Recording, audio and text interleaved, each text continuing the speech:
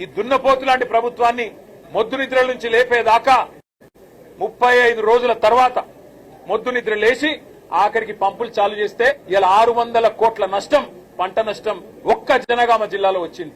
అందుకే అంటున్నాం మేము, ఇది కాలం తెచ్చిన కరువు కాదు, కాంగ్రెస్ ప్రభుత్వం తెచ్చిన కరువు, రేవంత్ రెడ్డి యొక్క తెలివి తక్కువతనం తెచ్చిన కరువు, రేవంత్ రెడ్డికి కేసీఆర్ గారి మీద ఉన్న గుడ్డి ద్వేషం తెచ్చిన కరువు తప్ప ఇంకోటి కానే కాదు. అటు గోదావరిలో ఇటు కృష్ణలో రెండు వైపులా కూడా ఇవాళ రాష్ట్ర వ్యాప్తంగా పంటలు ఎండుతున్నాయంటే ఖచ్చితంగా దానికి కారణం ముందు చూపు లేని ఈ సన్నాసి ప్రభుత్వం, ముందు చూపు లేని మూర్ఖపు ప్రభుత్వం అని చెప్పక తప్పదు. ఇవాళ రాష్ట్ర ప్రజల తరపున, రాష్ట్ర రైతుల తరపున మేము డిమాండ్ చేస్తున్నది ఒకటే, లక్షల ఎకరాల్లో పంట ఎక్కడెక్కడైతే ఎండిందో ఇది తప్పించుకునేదానికి వీలు లేదు. మొన్న హరీష్ రావు గారు వివరంగా చెప్పినారు, ఎండల వల్ల పంట ఎండిందని ముఖ్యమంత్రి అంటాడు, బోర్ల కింద ఎండిపోతే మాకు బాధ్యత లేదని బాధ్యత రాహిత్యంతో ఇరిగేషన్ మంత్రి మాట్లాడతాడు.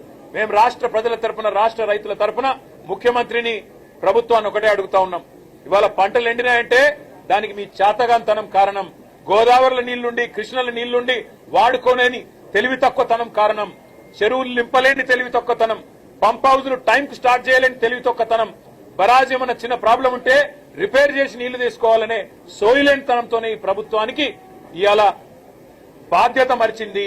అందుకే మేము రాష్ట్ర ప్రజల తరపున అడుగుతా ఉన్నాం, ఎక్కడెక్కడైతే పంట ఎండిపోయిందో ఎకరానికి 25,000 రూపాయల చొప్పున వెంటనే ఈ బడ్జెట్ లో డబ్బులు కేటాయించి నష్టపరిహారం రాష్ట్ర ప్రభుత్వమే చెల్లించాలి.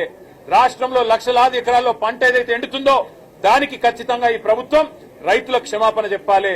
ఇలా భూగర్భ జలాలు అడుగంటున్నాయంటే ఖచ్చితంగా దానికి కారణం ఈ ప్రభుత్వమే.